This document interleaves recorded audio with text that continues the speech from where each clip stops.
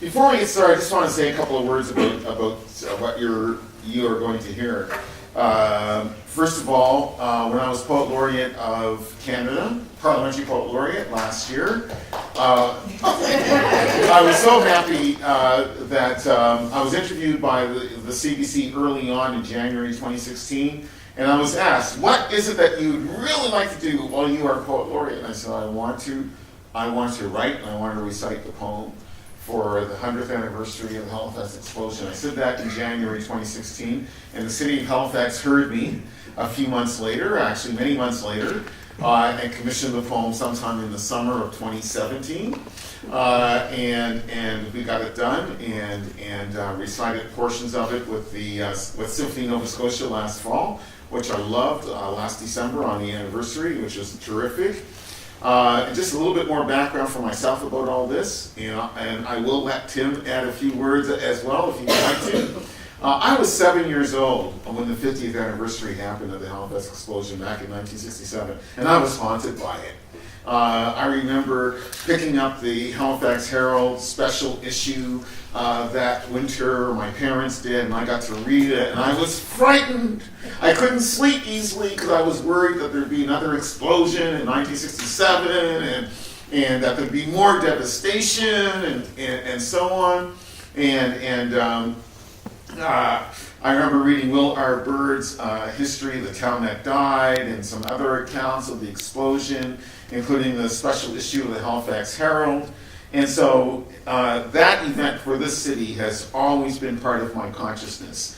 And I was so very, very, very pleased that the city asked me to write a poem in commemoration of that horrific moment for this city. And keeping in mind the terror and the horror of it, I was really pleased to have that commission. Because it's been such a part of my personal psyche and life. Going forward through time, I joined the North End Memorial Library, which of course is the memorial library for the Halifax explosion, back in 1968, February 68, when I was 8 years old. So had lots of opportunities to peruse the special display of memorabilia related to the Halifax explosion of 1917, when I would go to the library and pick up armloads of books when I was 8, 9, 10, 11, 12, 13, 14, 15, 16, 17. So it's always been something that has stuck with me. Years ago, probably 20 years ago now, I happened to watch a documentary, an American documentary, which pointed out that the planning for the detonation of a nuclear device or an atomic device over Japan was essentially dependent upon studies of what had happened to Halifax in 1917. So I don't know what to make of that per se, except that the U.S. Defense Establishment realized as of 1944-45 that if they wanted to have a good idea of what devastation an atomic bomb could create, they should look at Halifax, December 6, 1917. So I hope we never have another military detonation of a nuclear device on our planet at any time at all. On the other hand, no matter when, if such detonation occurs, and again I pray against it, but if it ever were to occur, it would be related to what happened here on December 6, 1917. So before I get into the poem, one more thing before I get into the poem, I just want to say how pleased, honored I am to be working with Tim Crofts, Dr. Tim Crofts, who's now teaching at Dalhousie University, and is a master, as you will hear for yourselves, of improvisational piano. and the relationship to jazz of his particular playing, and I'm really happy again. I've got to say to Simon Docking for inviting us both to be here tonight in the music room to perform this piece. And one last thing I'll say before turning the spotlight and the microphone over to Tim. Everything you're going to hear tonight is improv. We have not really rehearsed. I think we rehearsed a grand total of 7 pages out of the 42 pages that we're going to go through tonight. And so this is, anybody who's not here should consider throwing themselves off the Angus L. MacDonald Bridge. Because they will have missed out on this occasion. Or if they want to choose the new bridge, they are welcome to do that as well. But there's something more poetic with the Angus L, I think, if you're contemplating that kind of end for your life. And anybody who is not here and is regretting their not being here, they should contemplate that. So anyway, without any further ado, welcome Tim. I didn't have anything prepared. I didn't know I was going to have to say anything. But thank you all for coming. I'm too very excited to get started. So maybe we should get started. We'll get started. All right. Achieving Disaster, Dreaming Resurrection, Witnessing the Halifax Explosion, 6 December 1917 and After. And I begin with this epigraph from the Halifax Herald, December 7, 1917. Sad as was the day, the greatest day in the city's history, if we as a people consecrate ourselves to the new and better spirit whose highest expression is true, humane consciousness. Part 1, Precedent. Defiant. History rarely gives us ideals. Not much sweet talking accompanying gunsmoke. Just brusque misery. Soundtrack of carping. Supposed heroes harping on and on about alleged herpes. The engines, the frogs, the yanks, the boers, now the Huns. All those insurgent heretics, rebellious devils, baby killers, grumbling, numbing, mumbo-jumbo, shabby, ranting, all damned by fecal, warmongering oratory, impervious to disinfectant. Thus was Halifax, by kingly bellicosity blueprinted, to keep stolen America British, to keep the backbiting, happy, uncranky royalists by establishing a beachhead harbor, hill encircled, ice-free, with an Atlantic inlet outlet from which to get scrappy with the frogs and slash at Louis XV's overarching guts by turning Acadie into mangy, weedy ruins, leaving Louisbourg a property of corpses, awarding Ville de Quebec a halo of fire, then a monotonous, featureless murk, lurking, moping over a dingy pile of scattered, shattered granite. No way to debouche troops to render New France proper extinction unless Halifax is founded and fortressed, so the glossy sapphire of that harbor, or the corrugated slate of that harbor, the color of coagulated ash, allows His Majesty's ships to dash, or crash, or crash, or dash, or dash, or crash, or crash, or dash through North Atlantic waves tars get spattered by sprinkles, sprayed from crinkled, wrinkled water, or gravity cuts down anchors the same way cutthroats jerk from nooses. Always the gallows. Always the gallows. Premeditated government. Always the gallows. Premeditated government. Across the Atlantic, thanks to all the untentative tea drinking and gin sloshing, gilded gentry, ogled mermaid tattooed maps, praying to not mismanage aggression versus the Indians, the French, and soon those newfangled Anglos, the Yanks. The Halifax colony got conjured to mirror Hamilton, Bermuda, and Grant. The Royal Navy means to barrage savages north and south from Newfoundland to the Falklands. The encampment of Halifax was the precondition for realpolitik.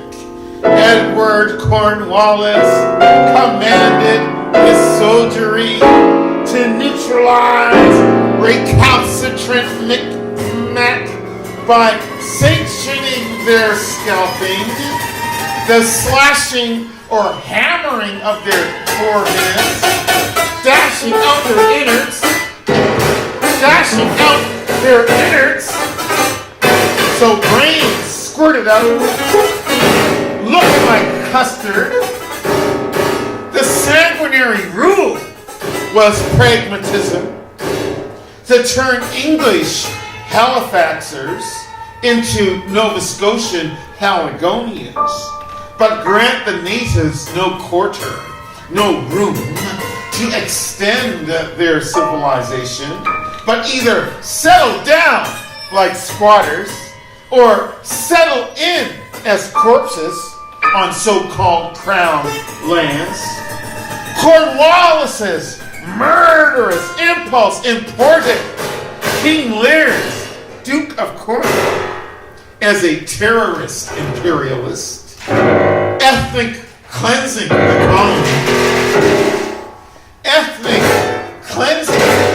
colony to be fit to unkind Christian Caucasians and their Ethiopian servants, to be fit to unkind Christian Caucasians and their Ethiopian servants and their Ethiopian servants, i.e. slaves, i.e. slaves, i.e. slaves.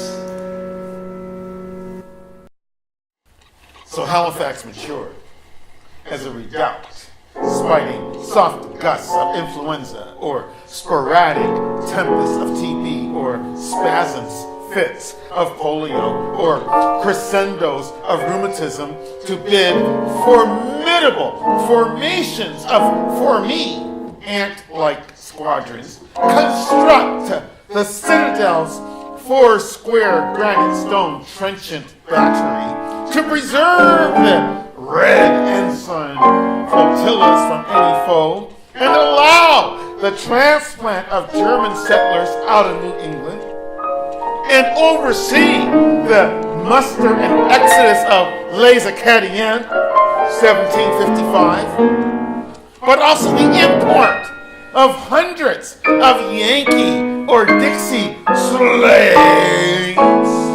The import of hundreds of Yankee or Dixie slaves.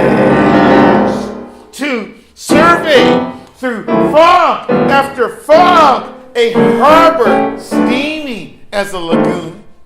A harbor steamy as a lagoon. A harbor, as everybody knows, that's as steamy as a Venetian lagoon. A harbor conducive to lovemaking, as in Venice. A harbor as steamy as a lagoon. A lugubrious harbor, as steamy, as dreamy as a lagoon. A harbor that always looks best under a full moon. A harbor as steamy,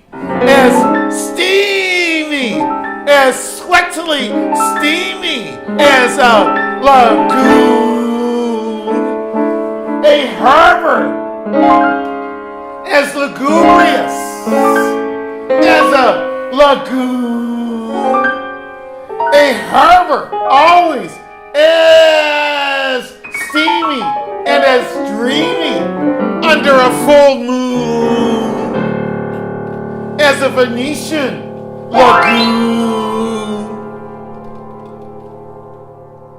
Then anchored the Scots, the Hector, landing cleared off Highlanders in 1773, and pursuantly the Loyalists and Black Loyalists by 1783, followed by the Maroons, 1796-1800, and then the Black refugees of the War of 1812, escapee, legal stowaways, ex-Maryland and Virginia, figured Bedford Basin right pleasant for a South Beach village, Alpha-ing as Campbell Road Settlement, Omega-ing as Africville, site of saltwater spirituals, with the regional municipal Micmac village, Turtle Grove,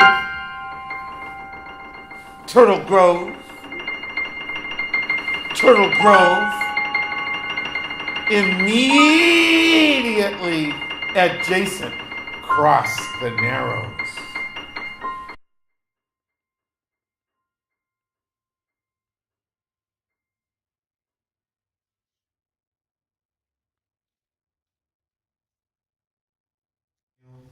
(1749-1899), Halifax plumped for war and even rumors of war. The city's big buck business. From here sallied forth the vessels to volley British suzerainty and raise up historical, indelible individuals. A downbeat. The English lieutenant's mad woman. And two opposite heroes of the U.S. Civil War, Africanian Ben Jackson, slave emancipator for the Union, and Captain John Taylor Wood, Johnny Reb, naval officer, who divulgated into the Haligonian bourgeoisie after serving cheek by jowl once upon a time with Africanian William Hall, who well-nigh single-handedly manhandled India into kowtowing to the Scarlet Empire an extra 90 years, faces cannonading a halt to the siege of Lucknow, 1857, and then Haligonians, Major Welsford and Captain Parker, sacrificed in the siege of Sebastopol, 1860, occasioning the erection of Turtle Island's single memorial to the Crimean War. Turtle Island's single memorial to the Crimean War, a 12-ton New Brunswick sandstone lion striding atop a ruddy sandstone triumphal arch, a pint-sized Arc de Triomphe. Consider it that ruddy sandstone triumphal arch, a pint-sized arc de triomphe. One way to understand it, that rugged sandstone triumphal arch, a pint-sized arc de triomphe, unveiled in 1860 in St. Paul Cemetery, facing the Lieutenant Governor's soft-bleached mansion. Come, 1887-92, gung-ho, building stairs, swashbuckled through the condo, a sidekick to Lord Stanley, but pillaging and raping and beheading Negroes en route. But pillaging and raping and beheading Negroes en route and getting a Halifax street dubbed for him. Pillaging and raping and beheading Negroes, Africans, but getting a Halifax street named after him, dubbed for him. Up in the Richmond district, a laurel for his crimes against humanity. A laurel for his crimes against humanity. That's some deeper blues. Now, that is some deeper blues. And then John Taylor Wood's son got shot down, 1899 in the Boer War. Shot down, 1899 in the Boer War, which was yet one more push to accumulate more seawater for an empire upon which the sun never set. More seawater for an empire upon which the sun never wanted to set. And somehow whitewash all the bloodshed that necessitated via Tennysonian treacle, sheer drivel, asserting to it that slogging to Cairo and the Cape, or slugging through Quebec and the Crimea, is merely about dutiful doing and dying, is merely about dutiful doing and dying, and not about dragooning the globe, dispatching goons to govern, no devour, same difference. It's merely about to go to war. It's merely about dutiful doing and dying, and not about dragooning the globe. Not about dragooning the globe, dispatching goons to govern, no devour, same difference. Dispatching goons to govern, no devour, same difference. We're dispatching goons to govern, no devour, same difference, same difference, same difference, difference, same. It's the same difference.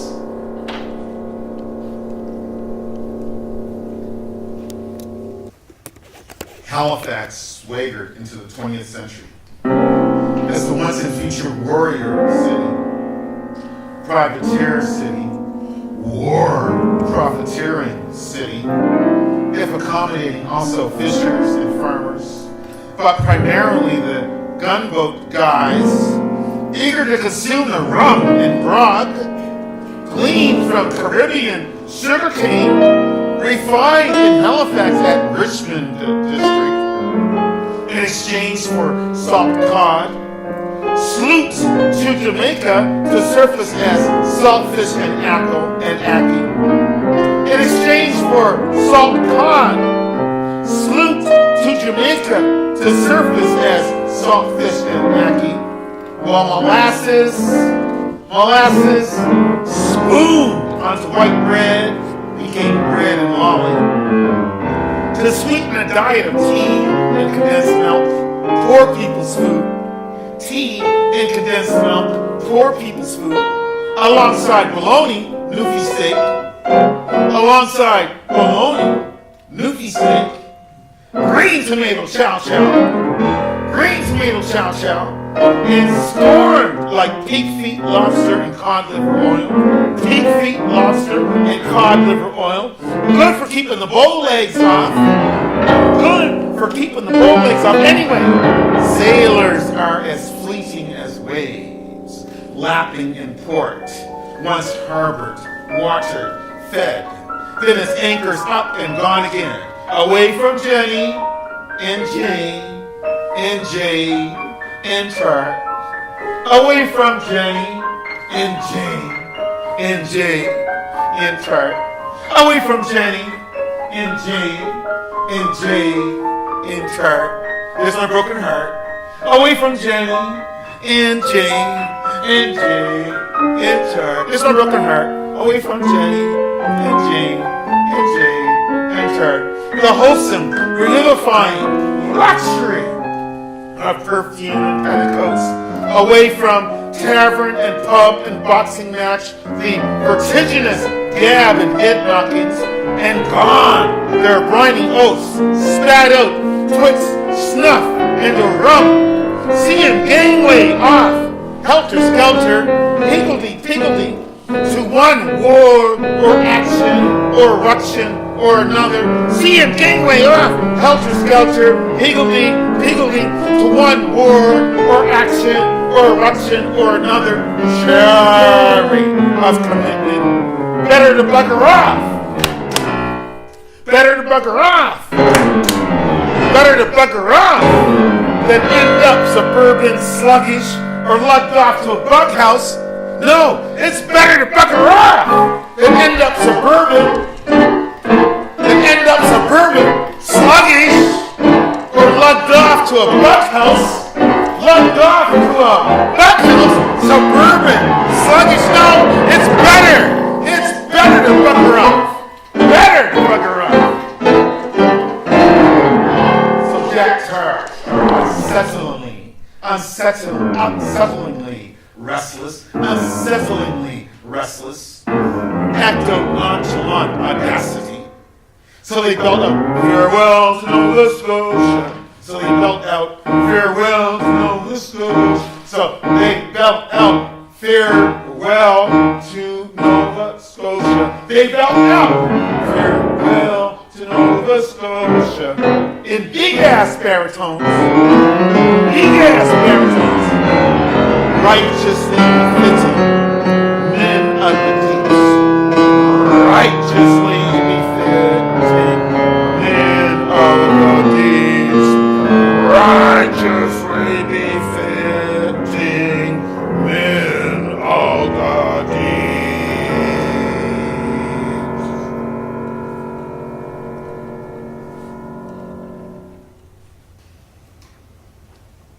How likely that the Mont Blanc sailors, once helming the doomed steamer under our Marseille flag, their home port as dreamy and derelict as Carthage, and stopping by Halifax, NS, in August 1900, how likely that the Mont Blanc sailors, stopping by Halifax in August 1900, fed up with fish, onions, red wine, bread. Fed up, Tim, with fish, onions, red wine, bread. They were fed up with onions, red wine, fish, bread. Tim, they were fed up with fish, onions, red wine, bread. They were fed up with fish, onions, red wine, bread. How likely was it that the Mont Blanc sailors fed up with red wine, fish, onions, bread, red wine, fish, onions, bread? They were fed up. The Mont Blanc sailors in 1900 were fed up with fish, red wine, onions, bread. Right up. They were fed up. How likely was it that they availed themselves? How likely was it that they availed themselves of this Blue Nose Port's distractions? This Blue Nose Port's distractions. All those taverns and pubs that are welcoming wharves and docks, big land bordellos, beckoning even odd fellows. Big land bordellos, beckoning even odd fellows. And on that call to port, the French could have been able to catch can or can can catch catch can, or maybe typical gay tinted absinthe. So that's the explosive, the typical gay tinted absinthe. So gut soda explosive. Halifax is for the defiantly homeless, the wavering chaps, the cavalier wanderers preferring to war, find chance to plunder, and never hunker down to marriage, mortgage, cradle, factory, marriage, mortgage, cradle, mortgage, cradle, factory, marriage, mortgage, cradle, factory, marriage, cradle, mortgage, marriage, cradle, factory, mortgage, marriage, factory. The dudes were never able to hunker down. They were never able to hunker down to mortgage, marriage, cradle, factory, mortgage, marriage, factory, mortgage, cradle, marriage, never able. They were never able to hunker down. Never able to anchor down. Never able to hunker down to marriage, mortgage, cradle, factory, 9 to 5, 7 days a week, 5 days a week, 7 days a week, 5 days a week, 8 hours a day, 9 hours a day, 10 hours a day, mortgage, marriage, factory, cradle, marriage, factory, mortgage.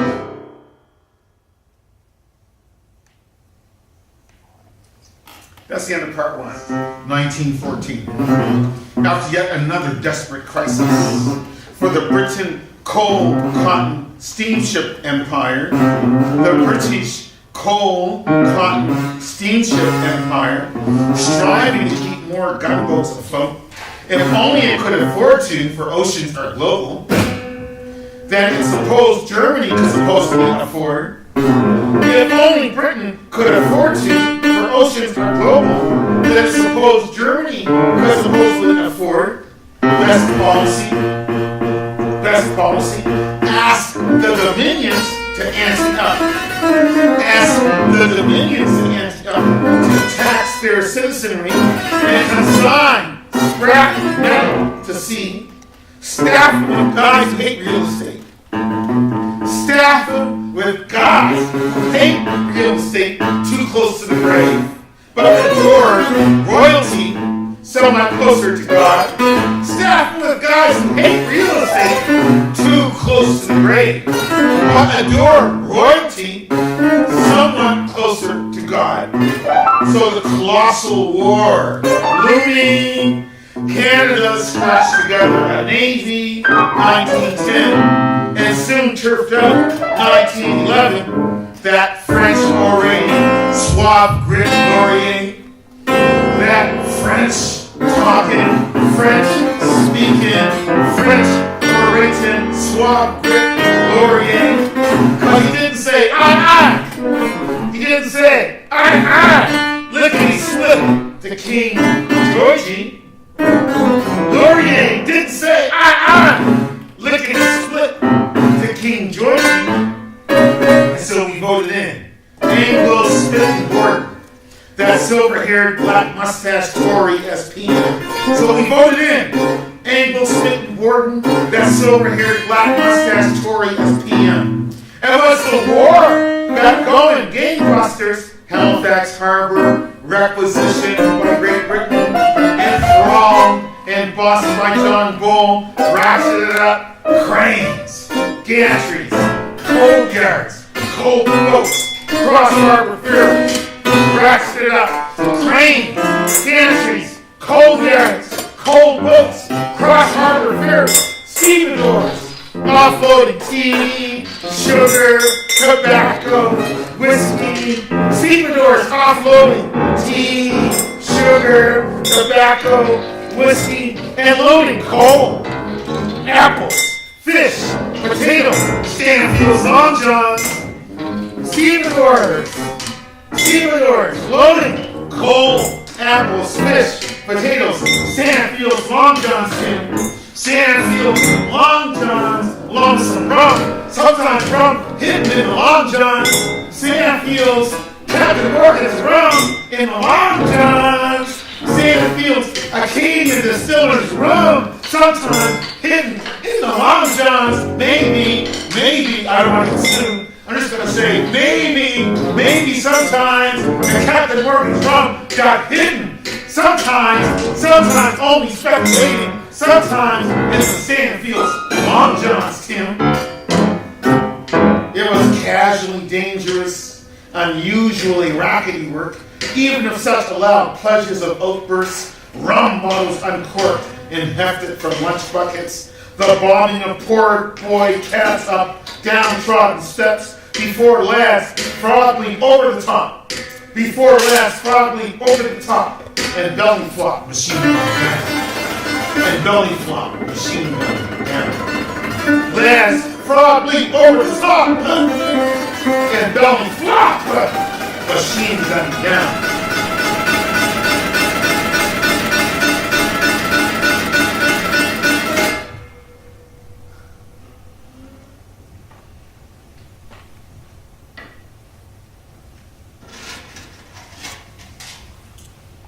On the Western Front, cannons burn fire, slurping out like butter. Trees exit from battlefield smoke as ash or sticks. Spy the gothic chiaroscuro of black mud and pale corpses, limbless, headless, noodle-like. Number the unidentifiable Goya corpses in no man's land that, Del Naturale Morgue, al fresco mortuary, the sloppy, soggy turf of bled-out cadavers. Hear this, the sprocket clicking newsreel footage dissolves into that Gotterdammerung terror. Wilfred Owen stutters in brutally truthful sonnets. Hear this, the sprocket clicking newsreel footage dissolves into that Gotterdammerung terror. Wilfred Owen stutters in brutally truthful sonnets. It's increasingly hard, exasperatingly hard. Talk about the thousands and thousands and thousands and thousands and thousands and thousands and thousands and thousands. It's now exasperatingly hard to talk about the thousands and thousands and thousands and thousands and thousands and thousands and thousands and thousands and thousands and thousands slain.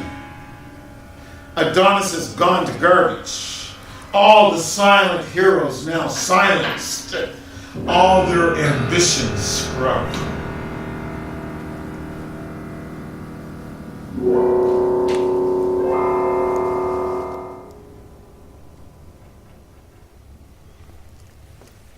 So this is the eve of destruction. Unacknowledged poets plunk asses and glasses down in pubs. Strategize tobacco into pipes. Sprawl out around the fireplace with a need for a waitress, if darling or her hubby don't mind, and blab balderdash about the war, and or hockey or boxing or wrestling, or hockey or boxing or wrestling. Balderdash about the war, and or hockey or boxing or wrestling, or the Cross Harbor rowing contest. Maybe some brew-gulping would-be Reds are joshing or gushing about the intriguing Pollyanna of the USSR kindergarten. The intriguing Pollyanna of the USSR kindergarten affirming that the just society must seize power from high muckamucks and poobahs. You gotta seize power from high muckamucks and poobahs and hand it to riffraff, Doug Ford.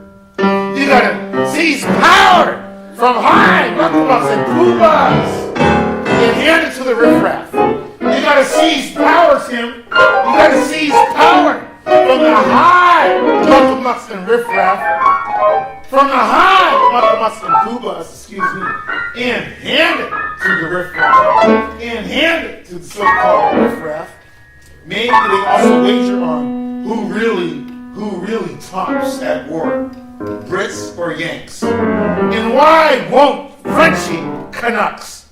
Why won't Frenchy Canucks line up? Why won't the Frenchy Canucks line up? Why won't they line up to drop dead for the Anglo King? Why? What's wrong with those Frenchy Canucks? Why won't those Frenchy Canucks line up to drop dead for the Anglo King? Why? What's wrong with them? Why won't? Where's their patriotism? Why won't those Frenchy Canucks line up and drop dead for the Anglo King? Why won't they? Why aren't they willing to line up to drop dead for the Anglo King? Those Frenchy Canucks. Why won't they? Why won't they? Why won't they line up to potentially drop dead for the Anglo King?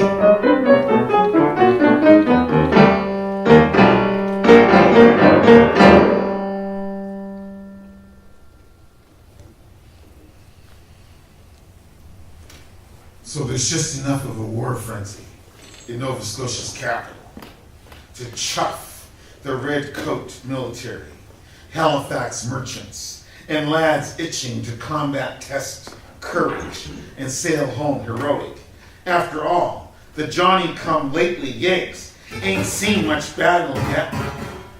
Well, alcohol's a no-no aboard Mont Blanc, now flagged out of San Jose, and smoking too. Can't chance a drunk stray cigarette spark from lighting up hell, given this Bordeaux-bound Cardo. Aye, sorrow be the marrow of the ship. Aye, sorrow be the marrow of the Mont Blanc. 12,000 barrels of dry picric acid worth $960,000 US. 10,330 barrels of wet picric acid worth $2,256,000 US. 4,500 barrels of trinitrotoluol TNT worth $216,000 US. 300 grams of chlorobenzol worth $59,000 US. 200 drums of monochlorobenzol worth $45,550 US, and 680 drums of gun cotton worth $65,000 US, 12,000 barrels of dry picric acid, 10,330 barrels of wet picric acid, 4,500 barrels of trinitrotoluol TNT, 300 drums of chlorobenzol, 200 drums of monochlorobenzol, 680 drums of gun cotton, 680 drums of gun cotton worth $65,000 US, 12,000 barrels of dry picric acid worth $960,000 US, 10,330 barrels of wet picric acid worth $2,256,000 US, 4,500 barrels of trinitrotoluol TNT worth $216,000 US, 300 drums of chlorobenzol worth $59,000 US, 200 drums of monochlorobenzol worth $45,500 US, and 680 drums of gun cotton worth $65,000 US. All those thousands and thousands and thousands, millions of dollars US. All those thousands and thousands and thousands of millions of dollars US gone into munitions, gone into war preparation, gone into armaments. All those thousands and thousands and thousands and thousands and millions and millions and millions and millions and thousands and thousands and thousands and thousands and thousands and thousands and thousands and millions and millions and millions and millions. All that money, all that gold gone into war preparation, and all of it floating, floating, floating, floating, floating, floating, floating, floating, floating, floating, floating, Halifax Harbor. All those millions and millions and millions and millions of dollars and dollars and dollars and dollars of war preparation, of war chemicals. Floating, floating, floating, floating, floating, floating, floating, floating. Halifax, Halifax, Halifax, Halifax, Halifax, Halifax, Harbor. Floating, floating, floating, ready. Floating, floating, floating, ready. Halifax, Halifax, Halifax, Halifax, Halifax, Halifax, Halifax, Halifax. Floating, floating, floating, floating, floating, floating, floating, floating, floating. Just ready for a start. Just ready for a start.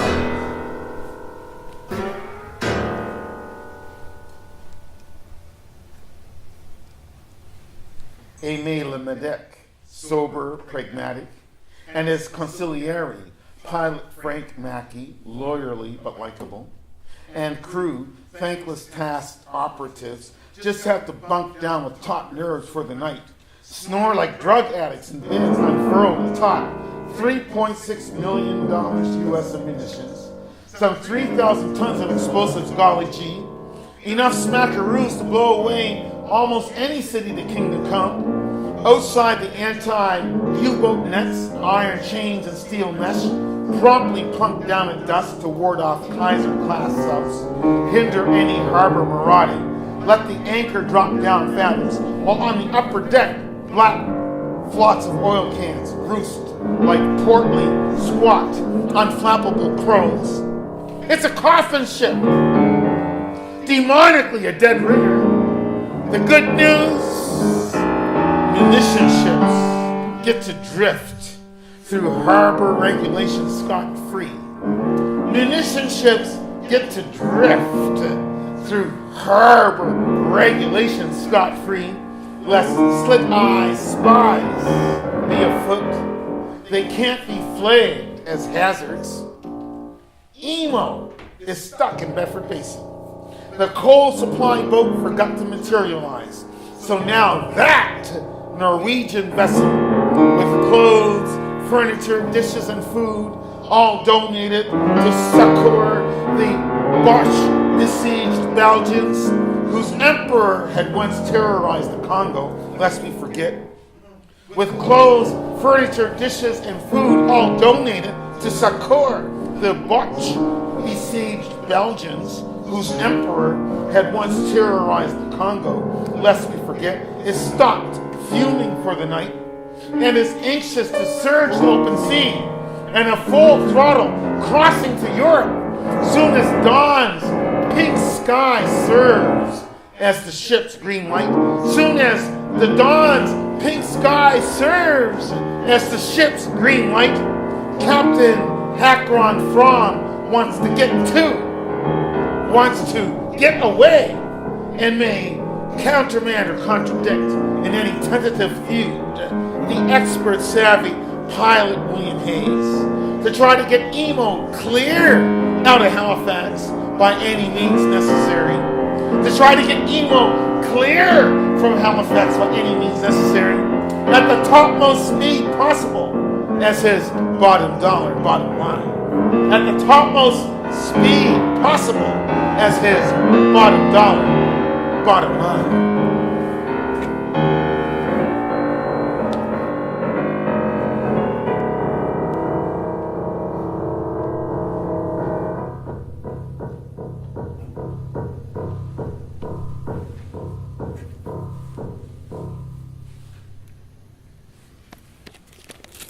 Part 3, predation.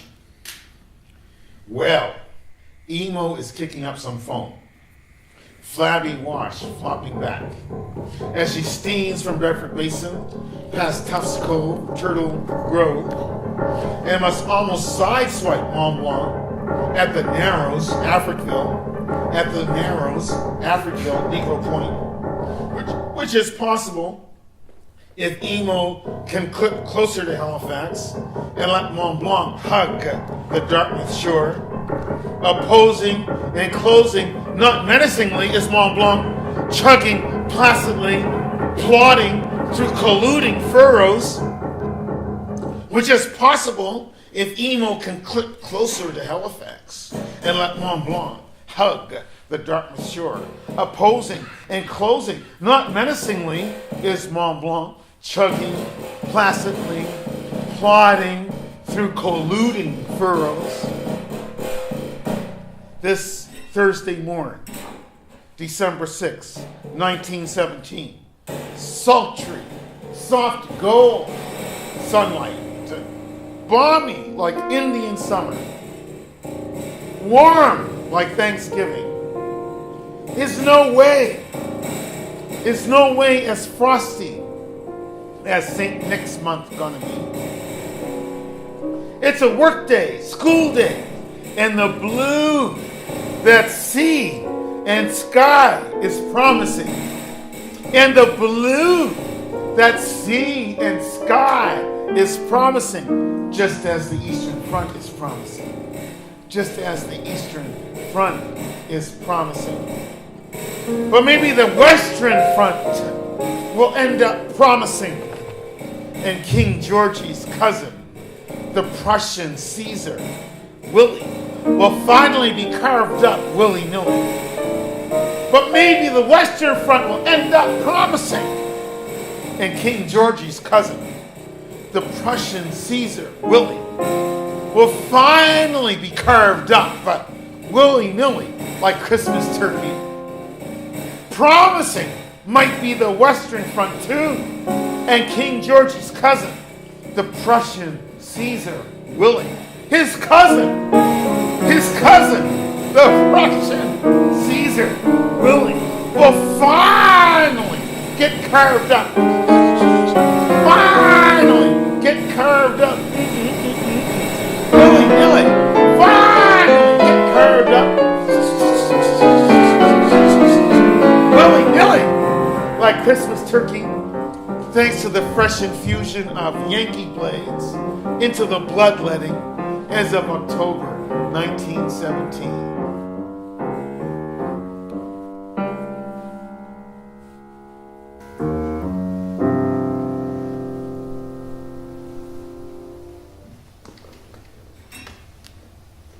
Inbound, Mont Blanc, and outbound emo shouldn't be at cross purposes, but horn signal rights away seemingly go unheeded, nor does emo slacken speed, then both vessels crowd the narrows.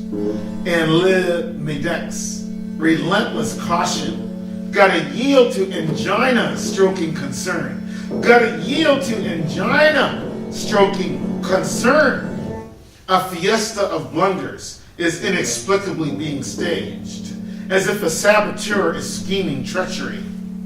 Pilot Mackey also wonders how professional, efficient Hayes could possibly back such shame-faced negligence or piratical malice to hurl emo toward a tacitly inextricable conjunction. To hurl emo toward a tacitly inextricable conjunction, we, Mont Blanc, feels forcibly entrapped, despite her rueful, pitiful manipulations to avoid staving in upon darkness shoals or slewing ashore into the Halifax docks. But in dramatic insult to Mackey's expertise, Tom Hardy-style fate coaxes on collision. But in dramatic insult to Mackey's expertise, Tom Hardy-style fate coaxes on collision. The fleet ship butts where the stalled ship noses. The fleet ship butts where the stalled ship noses. The fleet ship butts where the stalled ship noses. The fleet ship butts where the stalled ship noses. The fleet ship butts where the stalled ship noses. Mont Blanc drifts more or less dead in the water when emo smacks, cracks, smashes, crashes. Mont Blanc drifts more or less dead in the water when emo smacks, cracks, smashes, crashes.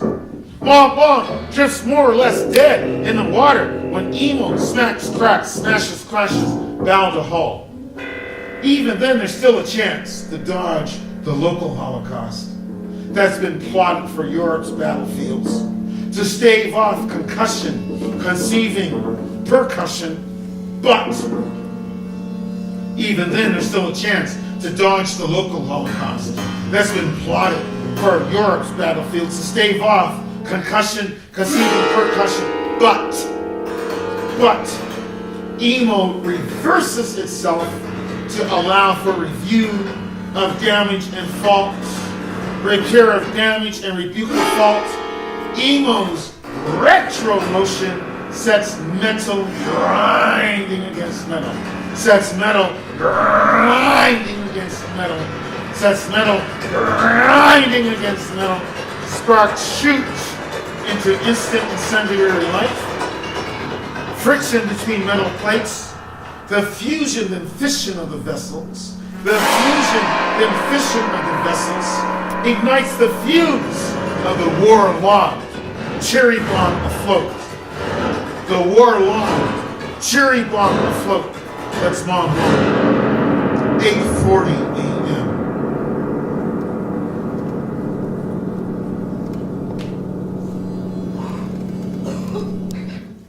White is inexcusably delicate, like what elects a pope. The first whiff of smoke, white, is inexcusably delicate, like what elects a pope. Out of benzene barrels, monochlorobenzol seeps, wafts, begins to act as Frankenstein science expects, to ignite and go black and never go back, to ignite and go black and never go back, to ignite and go black and never go back. The Mont Blanc crew dreads their cargo. It'll erupt in a flash. And Limedec and Mackie gotta say, save your souls.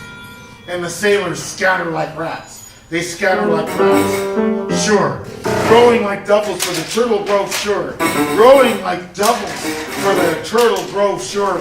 But not before trying to alarm Emo's mimic to monkey mimic, i.e. scram. You better scram. Emo, sailors, you better scram. Act like us, monkey mimic, you gotta scram. The French and Mackie know an obliterating jolt is on the horizon, itself obscured by tons of hardcore smoke, robust, heaven-curdling smoke, inky majesty, shifting itself skyward hundreds of feet, so that the Mont Blanc looks like a smokestack fail. It looks like a smokestack fail. The water slobbering against the hull sizzles. Blue water goes aggressive where unignited benzene leaks. The Mont Blanc blaze is spectacular, a crisis, yet far from the hard truth of collision, away from the gashing, gnashing metal, and red sparks, yellow flame, and black smoke. Halifax Harbor remains deceptively placid. A million flat cobblestones of light paved water. A million flat cobblestones of light paved water.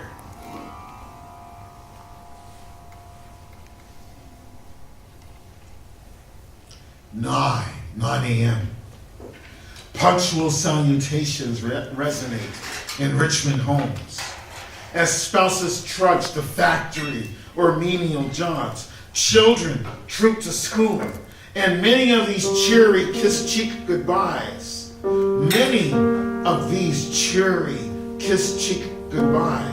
will prove unknowingly final. But many heads swivel to gape at the upward thrusting, kinky cloud roiling, seething, demonstrating an internal boiling, venting from a blistering, festering ship drifting toward Pier 6. Laggard lads, 10 o'clock scholars, gawp, conventional gawkers, hypnotized by streak of flame and smear of smoke, the putrid, turbulent exhaust that is sea-bound cumulus, yet lovely lavender plumes disgorge from the wrathful aerated char. Lovely lavender plumes disgorge from the wrathful, aerated char. What's more exuberant than an inferno? What? No. What? No, seriously. What is more exuberant than an inferno?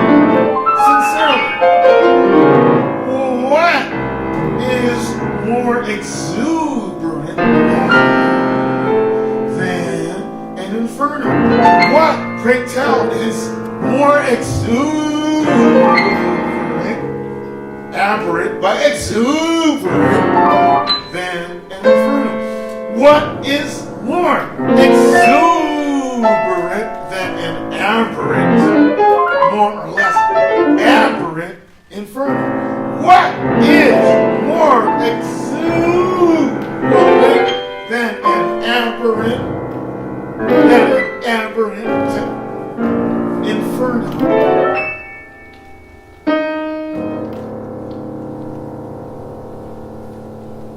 The fire department's hurtling engine, Patricia, craves to somehow squelch the boat-borne fire's gleaming, belching heart.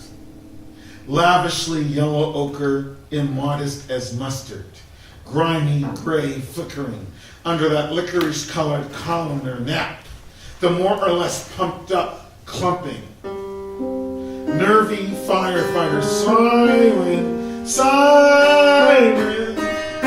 at the plush charcoal imbroglio. Smoke, defecating flame amidst smoke, suffocated water.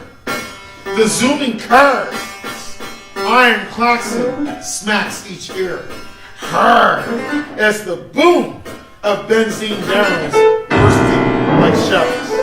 The zooming cars, iron klaxon smacks each ear, hard as the boom of benzene barrels bursting like shells.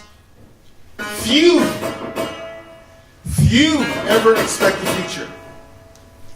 Few ever expect the future. That's me, that's you. Few of us ever expect the future. Few expect the future. Except the Mont Blanc crew, tugging madly to darkness shore. Tugging madly to darkness shore. They throw themselves face down on soil and grass, bidding for a hiding place from apocalypse. A hiding place from apocalypse. But Vince Coleman, alert, taps out urgent percussive Morse. Vince Coleman, alert, taps out urgent percussive Morse. Ammo ship afire in harbor. Ammo ship afire in harbor is fixing for Pier 6.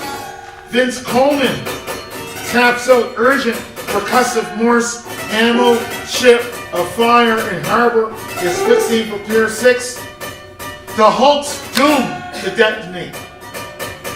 Hold back trains outside Halifax. Better keep those trains outside Halifax. Better hold back the trains outside Halifax. Hold back the trains outside Halifax. That ammo ship is doomed to detonate. Doomed to detonate. Guess this is my last message. Guess this is my last message. Vince Coleman taps it out. Guess this is my last message. Hold back the trains outside Halifax. You better hold back the trains outside Halifax. Guess this is my last message. Goodbye, boys. Goodbye, boys. Goodbye, boys.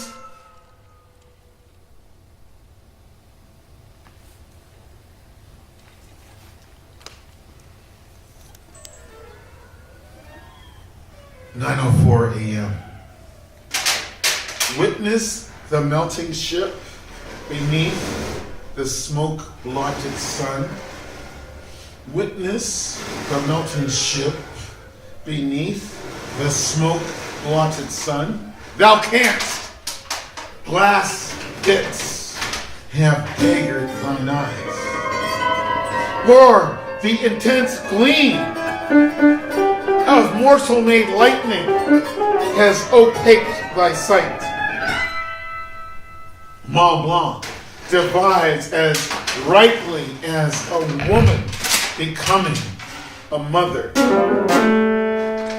Yet this birth entails instant mass death.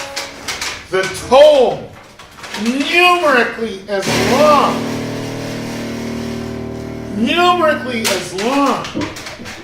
as the 2 millennia since the crucifixion.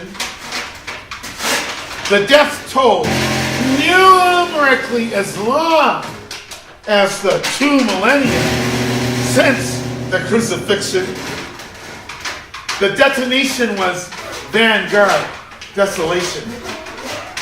Noise gone concrete.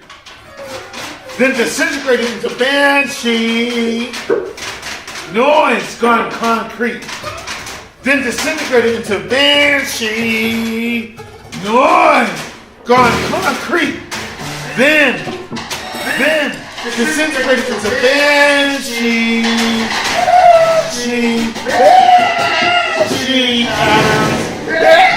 Banshee atoms.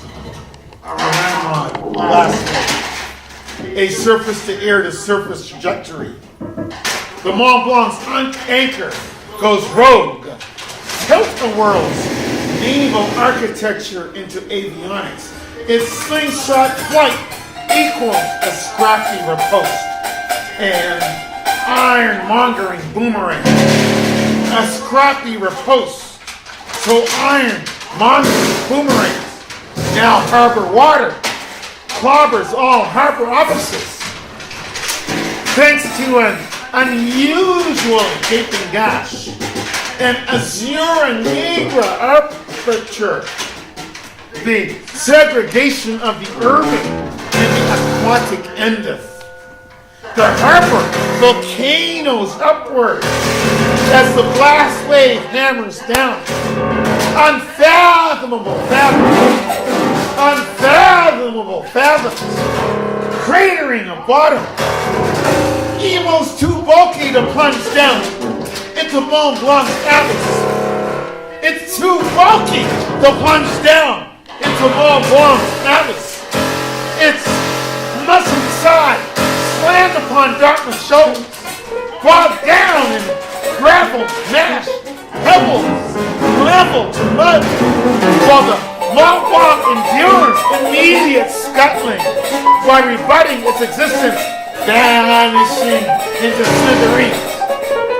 Vanishing into smithereens. Vanishing into smithereens. The Mont Blanc endures immediate scuttling by rebutting its existence, vanishing into smithereens. Vanishing into smithereens. Halifax slumps amid the bereaving siege of fire and flood. The very air as a man of scalding metal, volleys incinerated iron and steel, hot metal boats catapulted up, only to hail back ensembles of spat or flung down flat. The molten, hardening iron rat-a-tat-tat on roof. It rat-a-tat-tat, rat-a-tat-tat, rat-a-tat-tat on roof. The iron hardening rat-a-tat-tat, rat-a-tat-tat on roofs, and where roofs have split open on the floors and furniture to impregnate wood and paper with ember seedlings, smog-choked butterflies, ember seedlings, smog-choked butterflies, or ignite pungently premature Christmas pine. So a turpentine breeze wafts up. A turpentine breeze wafts up. Pressure wave, permutations, purchase, erasure, and mutation, pressure wave, permutations, purchase, erasure, and mutilation, bulldozing Richmond. Bulldozing Richmond. Block by block, street by street, home by home, block by block, street by street, home by home by home by home, block by block by block by block, street by street by street by street, home by home by home by home. Richmond gets bulldozed down, bulldozed down, block by block by block by block, street by street by street by street. Richmond gets bulldozed down, bulldozed down, home by home by home by home by home by home by home by home, street by street, street by street, block by block by block by block. Richmond gets bulldoze down, block by block, street by street, home by home by home by home, home by home by home by home. Richmond gets bulldozed down, home by home by home by home,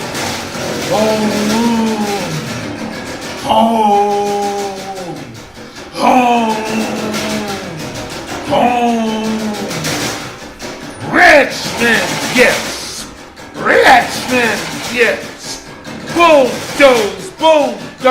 bulldoze down, block by block, street by street, home by home by home by home.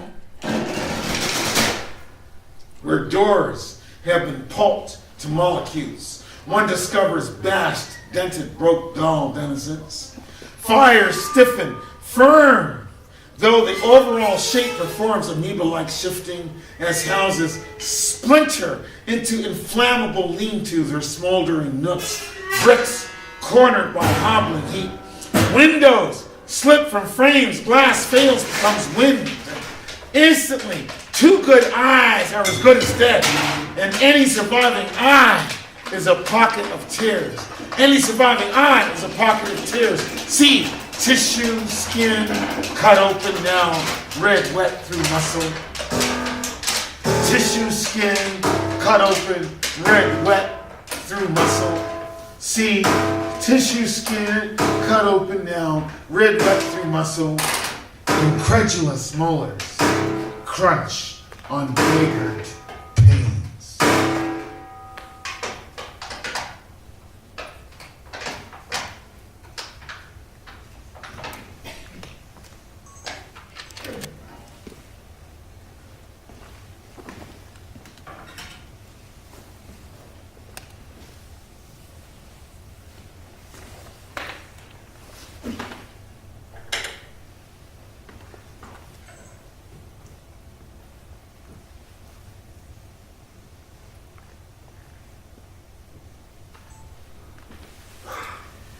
Casual horror is catastrophe.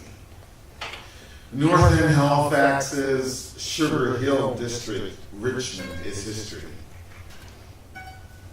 Acadia Sugar Refinery, Richmond Depot, Richmond Printing Company, Acadia Sugar Refinery, Richmond Depot, Richmond Printing Company, Richmond School, St. Joseph's School, Richmond School, St. Joseph's School, Acadia Sugar Refinery, Richmond.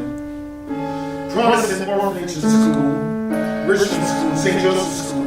Protestant Orphanage and School, Alexander McKay School, Richmond School, St. Joseph's School. Protestant Orphanage and School, Alexander McKay School, Richmond Printing Company, Richmond Depot, Acadia Sugar Refinery, Richmond, K Street Methodist Church, St. Mark's Church, St. Joseph's Church, K Street Methodist Church, Richmond School, St. Joseph's School, St. Mark's Church, St. Joseph's Church, Protestant Orphanage School, Alexander McKay School, Acadia Sugar Refinery, Richmond Depot, Richmond Printing Company, Uphands General Store, Creighton's General Store, K Street Methodist Church, St. Mark's Church, St. Joseph's Church, Richmond School, St. Joseph's School, Protestant Orphanage School, Alexander McKay School, Richmond Printing Company, Acadia Sugar Refinery, Richmond Depot, Halifax Graving Dock, Hillis and Sons Foundry, Nova Scotia Paintworks,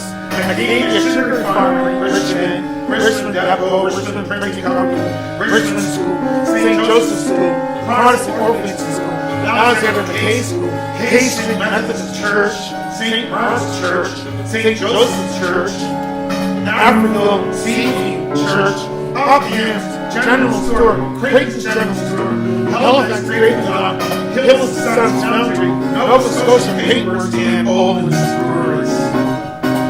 Acadia Sugar Refinery, Richmond Depot, Richmond Printing Company, Richmond School, St. Joseph's School, Protestant Orphanage School, Alexander McKay School, K Street Methodist Church, St. Mark's Church, St. Joseph's Church, and Olin's Breweries. Acadia Sugar Refinery, Richmond School, K Street Methodist Church, Uphands General Store, Halifax Graving Dock, and Olin's Breweries. Richmond Depot, Richmond Printing Company, Richmond School, St. Joseph's School, Protestant Orphanage School, Alexander McKay School, K Street Methodist Church, St. Mark's Church, St. Joseph's Church, Seaview United Baptist Church, Africville, Uphands General Store, Creighton's General Store, Halifax Graving Dock, Hillis and Sons Foundry, Nova Scotia Paintworks, and Olin's Breweries. And Olin's Breweries. And Olin's Breweries all crumble. Citizens tumble in bits and pieces. They all crumple. Citizens tumble in bits and pieces, scrap this and jump that, harmonize in a garbage collage. Salvador Dali meets Jack the Ripper. Salvador Dali meets Jack the Ripper. Clots and wreckage fumes. In the sugar factory, machines crash, hurling down from Pinewood Forest, crushing those sweetheart workers. Fracturing bodies and torsos.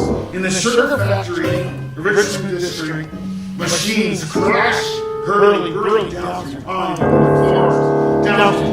floors, crushing those sweetheart workers, fracturing bodies and torsos, fracturing bodies and torsos, those sweetheart workers.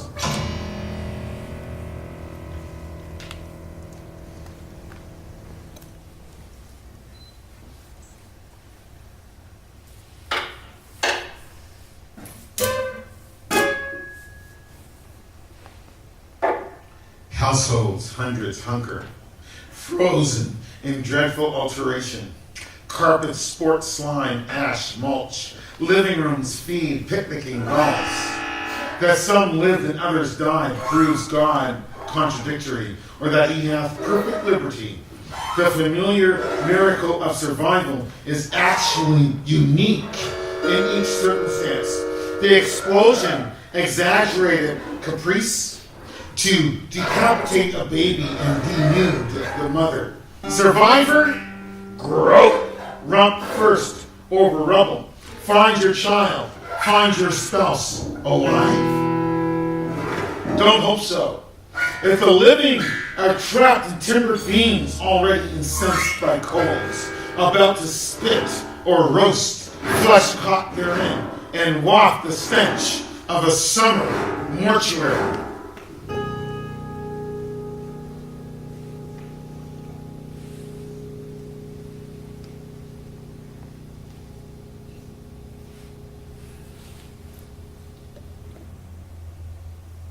Given an nadir of Fahrenheit and alive barometric complications, -0 sunlight heralds the blizzard, snow sticking like frozen lava. A strikingly spiky breeze arrives, galling, ice sculpts water. The good or graceless frigid gale blows to sugarcoat visceral destruction, to bandage wreck. At first, blood steams in the ice, freezing temperatures, then it delves into incarnadine slush. Hands thrust out of burnt wood jumbles, a charred glut clutching at fresh snow. Punishing ice now contends with sweltering fires. One bleaches, the other excavates. Come dawn's strawberry periphery. The living gotta sift frosted cadavers. A repertory theater of them out of ice-crusted drifts. Punishing ice now contends with sweltering fires. One bleaches, the other excavates. Come dawn's strawberry periphery. The living gotta sift frosted cadavers. A repertory theater of them out of ice-crusted drifts.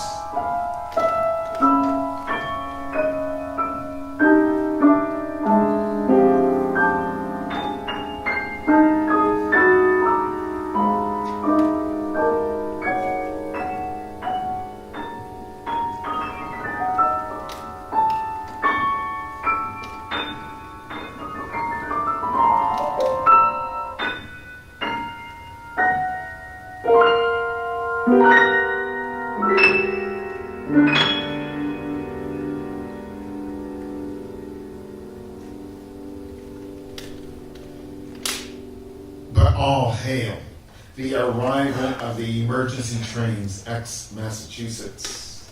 Medics, bandages, crutches, morphine, iodine, scalpels, medics, bandages, crutches, morphine, iodine, medics, crutches, iodine, scalpels, bandages, crutches, morphine, medics, iodine, bandages, scalpels, crutches, medics, bandages, crutches, morphine, iodine, scalpels, medics, bandages, crutches, morphine, iodine, scalpels, medics, bandages, crutches, morphine, iodine, medics, bandages, crutches, morphine, iodine, scalpels, medics, bandages, crutches, morphine, iodine, scalpels, medics, bandages, crutches, morphine, iodine, scalpels, crutches, medics, morphine, iodine, scalpels, bandages, crutches, morphine, medics, bandages, crutches, scalpels, more medics, more scalpels, more bandages, more morphine, more iodine, more crutches, more nurses, more medics, scalpels, crutches, morphine, iodine.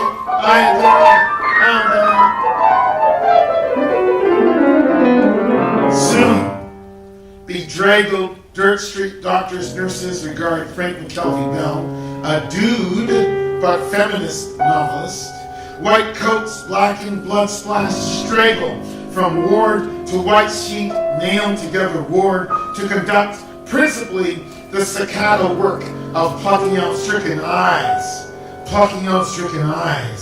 and slopping him in buckets. The luckiest victims only gotta suffer the bitter, stinging pleasure of iodine, but the unluckiest lucky get to perish. Happy, grinning, doped on morphine. The unluckiest lucky get to perish. Happy, grinning, doped on morphine. Ex-hospitals, out of surgery, and if out of danger, and with stop-start, herky-jerky passion, survivors orbit like stricken moons, the awful gravity of black, G.E.Clarke coffins, as gloomy as the sea's stars. The awful gravity of black, G.E.Clarke coffins, as gloomy as deceased stars, as gloomy as diseased stars, as gloomy as deceased stars.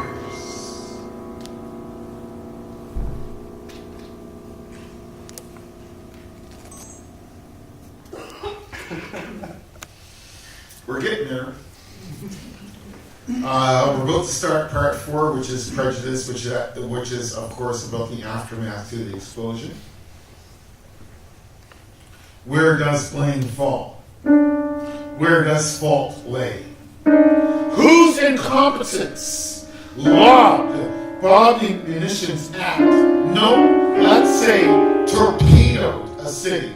Whose incompetence?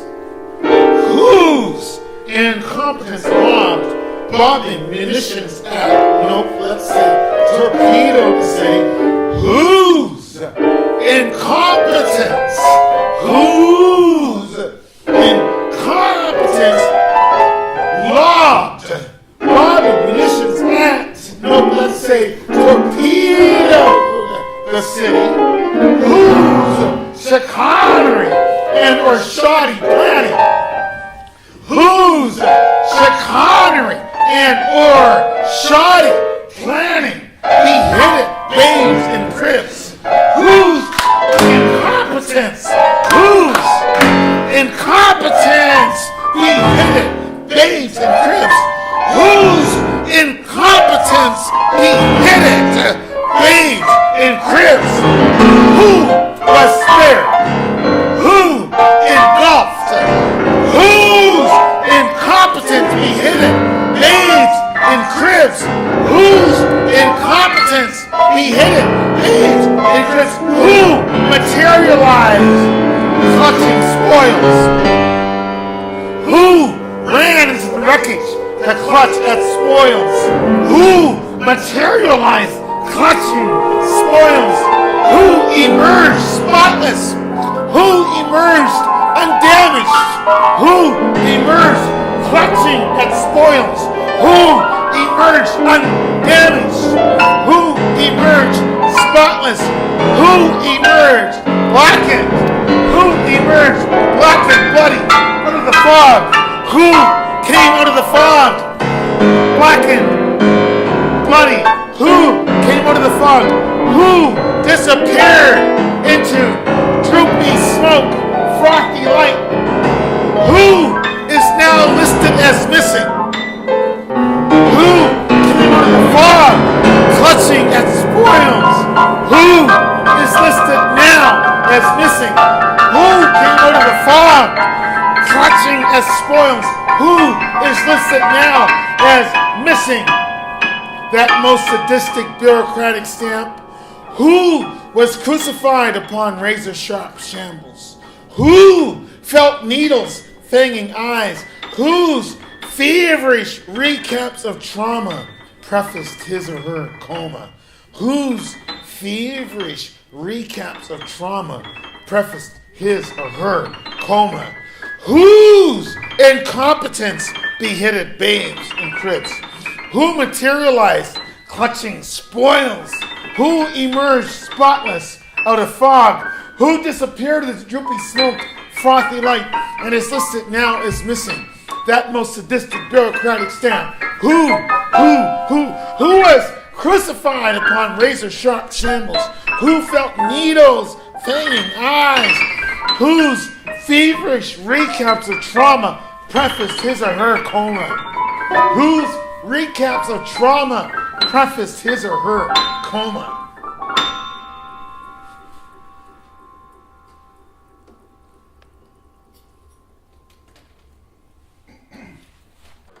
Shrill witnesses shriek recollected horror. Will government attend a tongue? Will government attend a tongue? Will government attend a tongue? Such unstanchable, unkempt cleaning, and pretty please ID, the coughing, harumping jaws of the putatively guilty. And magistrates gotta apportion blame for the blast. A magistrate's got to chase the phantom spark. A phantom's spark. A magistrate's got to apportion blame for the blast. A magistrate's got to chase that phantom spark. The necessity is an anchor of facts. However, bronze black gleaming, that anchor is really a double axe. The necessity is an anchor of facts. However, bronze black gleaming, that anchor is really a double axe, already dividing air, like Macbeth's premonitory daggers, like Macbeth's premonitory daggers. Times now for show-off politicals. Times now for show-off politicals and show-me solicitors. Show-me solicitors. Times now for show-off politicals. Show me, solicitors. Times now for judicial slapstick chaplains and half pro-comic chaplains to disrupt rebuttal, supposition. The time is now for show-off politicals. Bring on the show-off.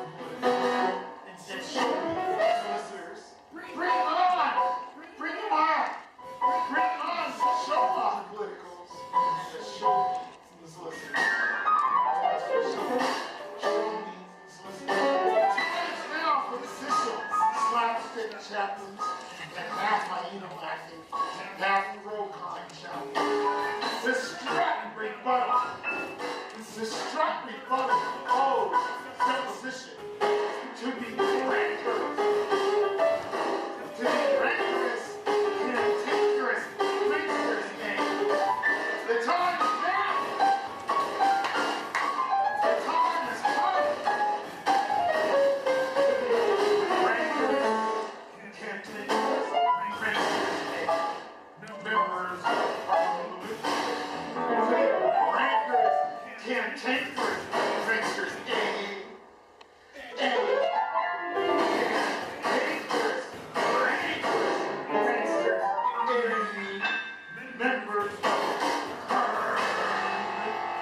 Members of Parliament, cantankerous, rancorous, pranksters, idiots, members of Parliament, to be rancorous, cantankerous, pranksters, idiots.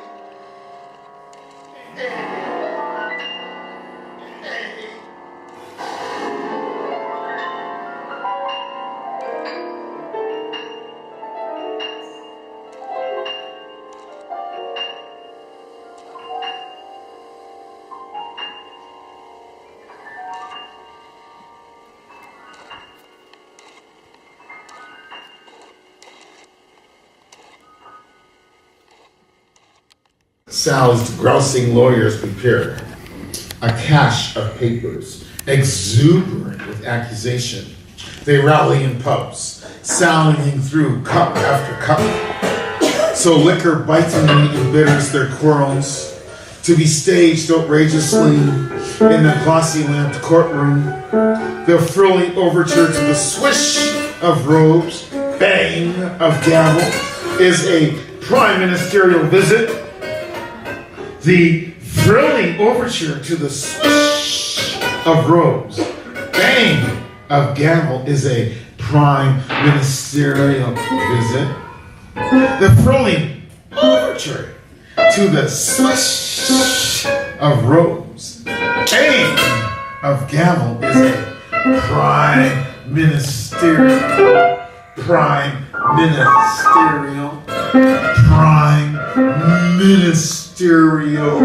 visit.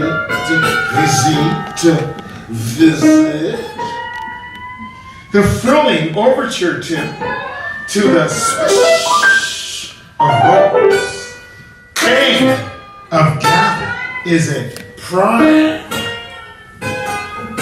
ministerial visit. A prime ministerial visit.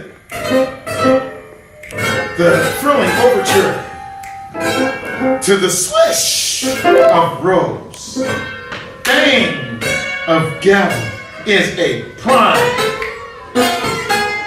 ministerial visitation, seance. It's a prime ministerial strut, a prime ministerial photo op, a prime ministerial moment. The Dominion of Canada showing up at last, late. The Dominion of Canada showing up at last, late, but just in time for a photo op, We're late as usual, but right on time for a Halifax Herald,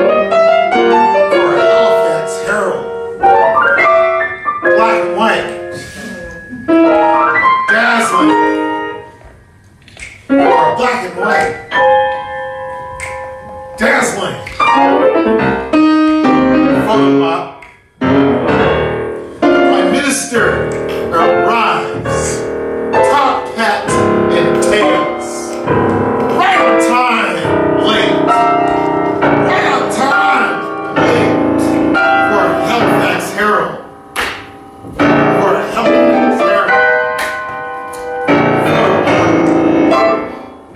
to be retailed just in time for the next election, just in time for the next election. As usual, right on time, late. Right on time, late. Just in time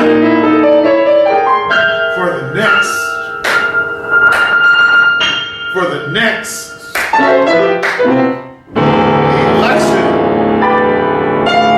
The swishing robes, the bang of gavel for the prime ministerial visit. Late, but just in time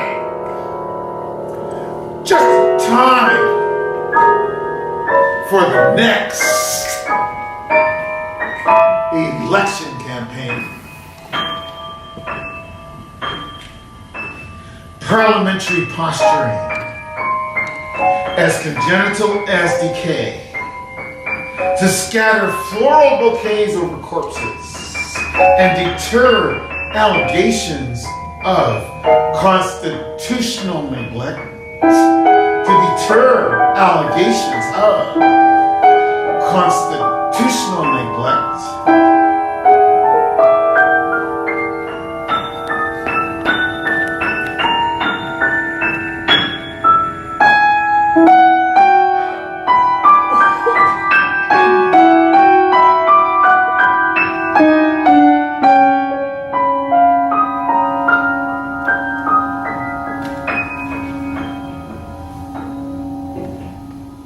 when the Rec Commissioner's inquiry convenes, 13 December 1917, only 7 days since 2000 died in just 1 second. The family compact style lawyers, and implicitly the Justice, Drysdale, Burchell and Company, seem to want to bully the breathing Jack Tars off Mont Blanc and Pilot Mackey too, to bear pernicious onus and thus endure public opprobrium they charge must have been your fault. Must have been your faults. Must have been your faults at last. Must have been your faults at last, because you quit Mont Blanc and live. Must have been your faults at last. Must have been your faults at last, because you quit Mont Blanc and live. They charge. Must have been your faults at last. Must have been your faults at last, because you quit Mont Blanc and live. Invective gets conjured from conjecture. Invective gets conjured from conjecture. Accusation is operatic in area. Why don't you accept? Why don't you accept even a smidgen, an iota of guilt? Why don't you accept? Why don't you accept even a smidgen, an iota of guilt? Must have been your fault. Must have been your faults at last. Must have been your faults at last, because you quit Mont Blanc and live. Why don't you accept? Why don't you accept even a smidgen, an iota of guilt? A smidgen, an iota of guilt.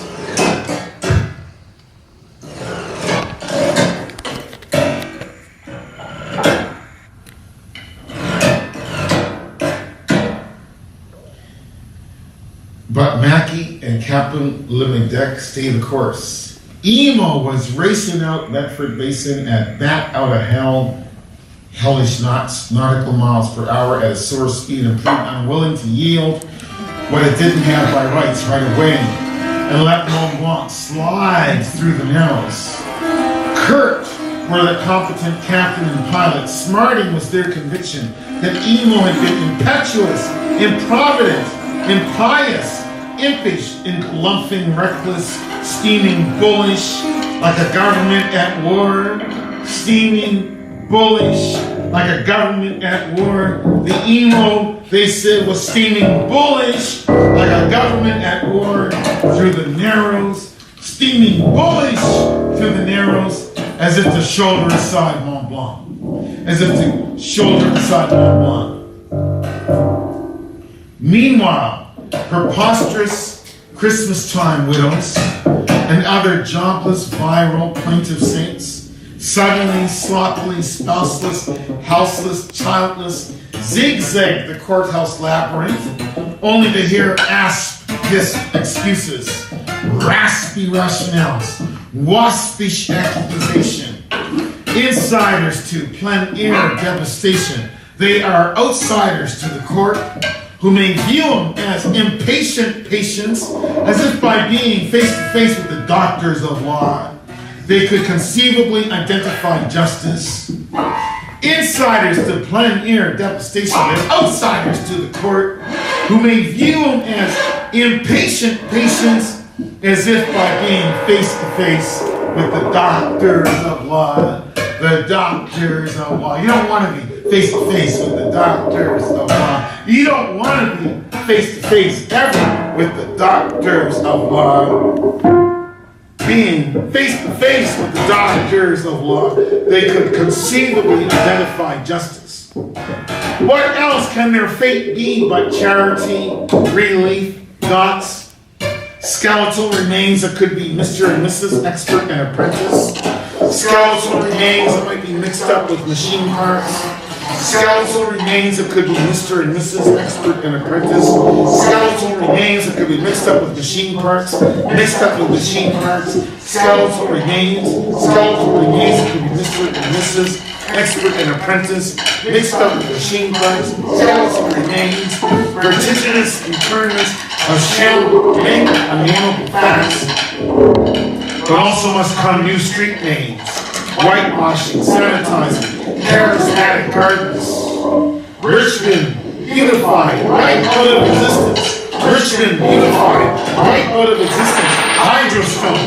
Richmond, unified, right out of existence. Hydrostone. Tudor, family mansions slated for the unhoused. Carts trundling heaps of undiminished potatoes turned to salt cod. Salt cod turned to potatoes. Carts trundling heaps of undiminished potatoes turned to salt cod. Salt cod turned to potatoes. Undiminished salt cod. Salt cod potatoes turned to undiminished salt cod.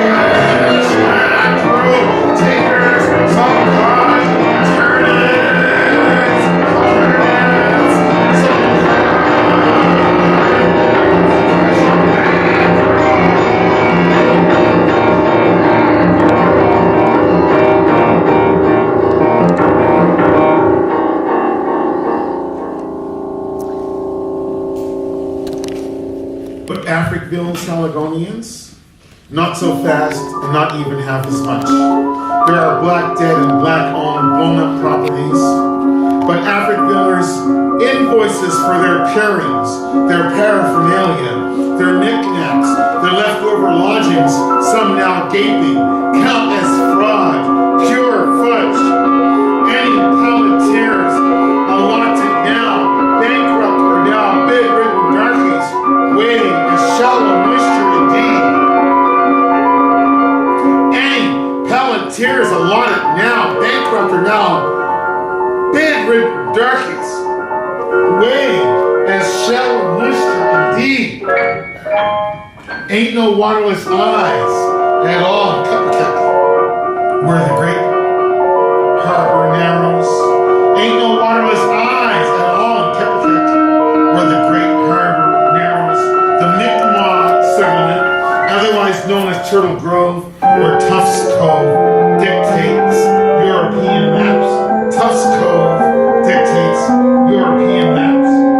Renown of hazelnut trees, wild strawberries, fiddleheads, birchbark manufacture, the de facto reserves been unreservedly ravaged. The de facto reserves been unreservedly ravaged. And no words wrinkle any barrister's tongue to offer any inkling of reconstruction. No words wrinkle any barrister's tongue to offer any inkling of reconstruction of primordial Mi'kmaq civilization beside beside lagoon, beside marsh. $35 million in urbane repairs not going to get doled out to most Mi'kmaq, most North Atlantic Africans. $35 million in urbane repairs not going to get doled out to most Mi'kmaq, most North Atlantic Africans. $35 million, 1917, 1918 is not gonna get doled out to most Mi'kmaq, most North Atlantic Africans, Africanians, North Atlantic Africans, Mi'kmaq are never gonna see one penny of that $35 million in urbane repair. Not gonna get doled out to them. They just gotta go begging, eh? They just gotta go begging. And darkness also darkened appalled by Mont Blanc's immolation.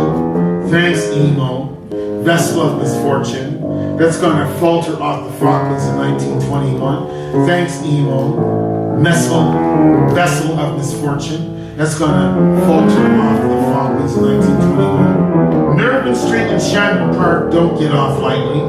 Nervin Street and Shannon Park don't get off lightly.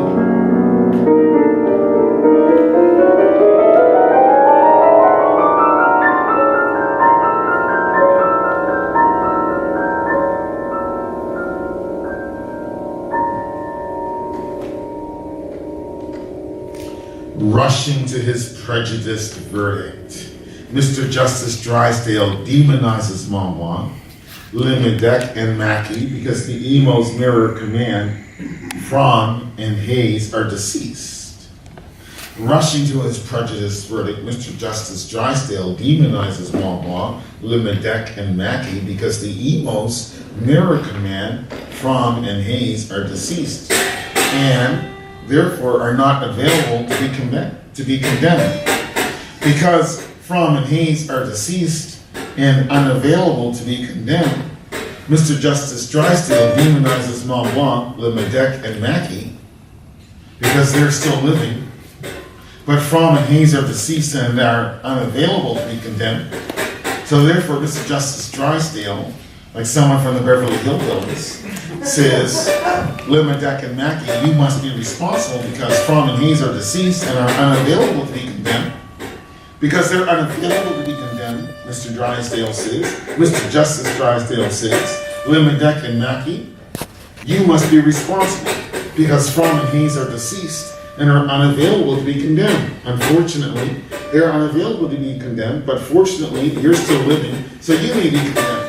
Mr. Justice Drysdale says, you may be condemned, Limedec and Mackey, because Fromm and Hayes are deceased and are now unavailable to be condemned. Unless the courtroom doubles as a seance parlor, and also because Anglo-Canuck public opinions tilting at Toutley shows Frenchie, and also because Anglo-Canuck public opinions tilting at Toutley shows Frenchie, because Quebec ain't rah-rah bonkers for the war. Quebec ain't rah-rah bonkers for the war. Anyway, justice is seen to not be done. Justice is seen to not be done. Justice is seen to not be done because Fromm and Hayes are unavailable to be condemned because they died. They are unavailable to be condemned, but Limedec and Mackey are still living. So therefore, they are available to bear the brunt of responsibility. Limedec and Mackey are living, which is a fault, which is a problem for them that they survive, because now they can be condemned. But Fromm and Hayes, luckily, are dead. So now they escape all censure. They're okay. They died. So they're all right. No problem. But Limedec and Mackey, you live, so therefore you will bear the blame for the blast. You will bear the blame for the blast because you ended up living. But the emos, Fromm and Hayes, are dead, and so therefore they must be considered innocent of any potential role that they played in bringing about the collision that caused the explosion that took 2,000 lives in a split second. So justice is seen to not be done.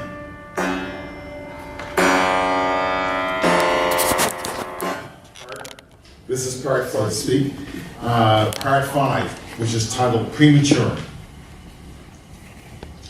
Hymns caroled at the Yuletide funerals included, "O God, our help in ages past."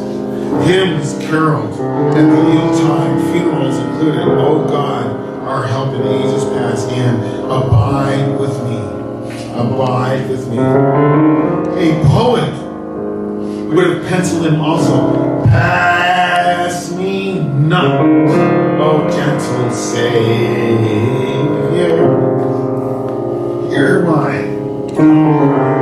A poet would have penciled in also, "Pass me not, O gentle Savior, and hear my humble cry." And swing low, sweet chariot. A poet would have penciled in, "Pass me not," and swing low, sweet chariot. The USSR, favoring Reconstruction workers, declared, "We shall never rebuild Halifax unless everybody works." The Soviet Union backing workers of Halifax declared, "We shall never rebuild the city unless everybody works." The Union of Soviet Socialist Republics backing workers declared, "We shall never rebuild Halifax unless everybody works." The working class, influenced by Lenin, influenced by Trotsky, influenced by the great, glorious Bolshevik Revolution, said, we will never rebuild Halifax unless everybody works. They said, before the Winnipeg General Strike, influenced by Lenin, influenced by Vladimir Lenin, influenced by Trotsky, they said, we will never build Halifax unless everybody works. The USSR, the Soviet Union, favoring workers, declared, we shall never rebuild Halifax unless everybody works. The humanitarian or prudent public policy wants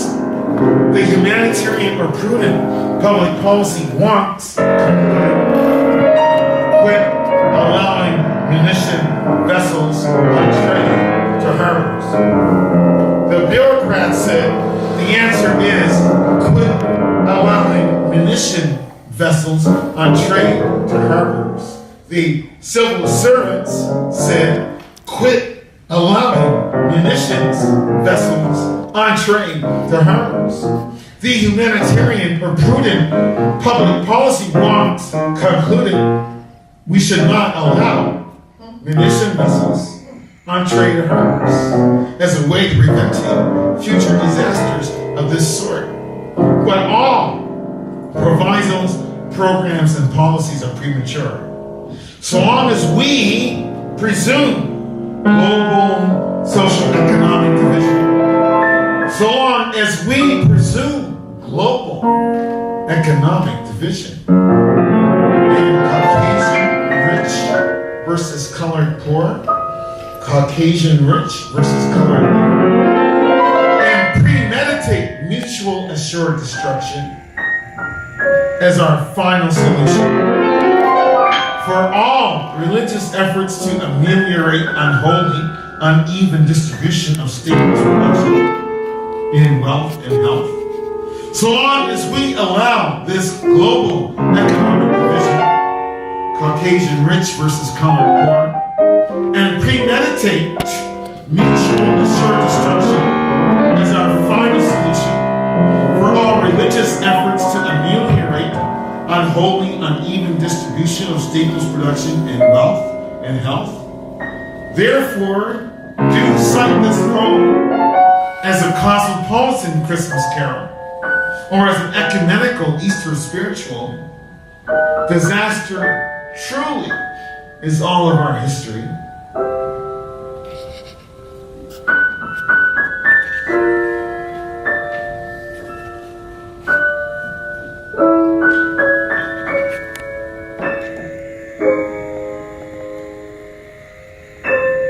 Disaster truly is all of our history. However, now, nearer the grave than I am my cradle, I will not say that anyone has learned anything from the 2,000 Haligonian dead a century ago, or the 1,000 million worldwide since. For as I speak right now, atomic missiles are aimed at us all, from earth, sea, space, and sky. As I speak right now, atomic missiles are aimed at us all. Earth, sea, space, and sky. 10,000 dreadful munitions ready on extinction to prove that hell is all we should ever know of heaven. As I speak, atomic missiles are aimed at us all, from earth, sea, space, and sky. 10,000 dreadful munitions readying our extinction to prove that hell is all we should ever know of heaven. And yet, the present is elastic, forecasting disaster or dream, depending on how you like it. The present is elastic, forecasting disaster or dream, depending on how you like it. Now, never has to be just like before. The future is not only a cemetery. It's a playground, a farm, a garden, a kindergarten. The future is not only a cemetery. It's a playground, a farm, a garden, a kindergarten. We can build peace. We can achieve justice. We can love and clasp hands and shout out that classic Negro spiritual to adapt Dr. Martin Luther King Jr. Ain't gonna study war no more. No more. No more. No more war gonna be our study. Amen. Amen. Amen. We can build peace. We can achieve justice. We can love and clasp hands and shout out that classic Negro spiritual to adapt Dr. Martin Luther King Jr. Ain't gonna study war no more. No more. No more. No more war gonna be our study. Amen. Amen. Amen. We can build peace. We can achieve justice. We can love and clasp hands and shout out that classic Negro spiritual ain't gonna study war. No more. No more. No more. No more war. Gonna be our study. Amen. Amen. Amen. We can build peace.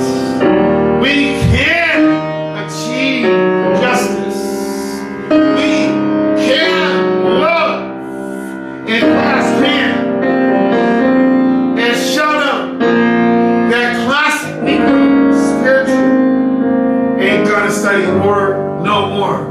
And before I'll be a slave, I'll be buried in my grave and go home to my Lord and be free.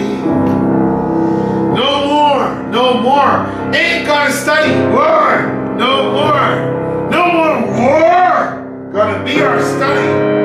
Amen. Amen. Amen.